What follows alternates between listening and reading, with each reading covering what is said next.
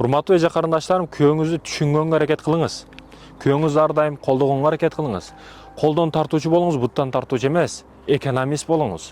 Күйөөңүздүн тапканын эки жака сарптаганын эмес, чогултуштун, акча чогулткан аял насип кыл деп дуа кылат эркектер.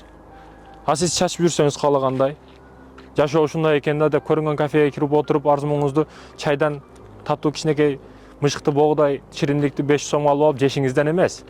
Айтайын дегеним, урматтуу эже карындашым, жимот болбоңуз.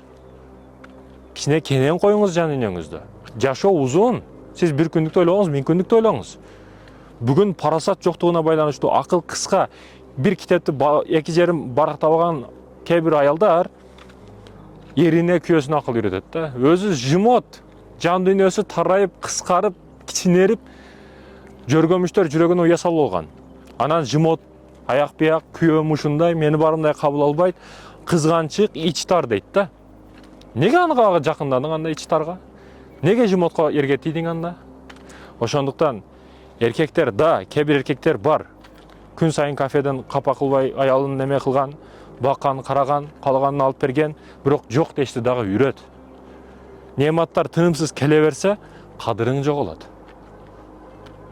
Ошондуктан урматтуу мекендештерим, туура түшүндүңүздөр деген үмүттөмүн. Эркектер өзүнүн маселесин өзүн билсин, маселесин ортого койсун, аялга туура мамиле кылганды билсин, аял дагы эркекти туура колдоп түшүнгөндү билсин.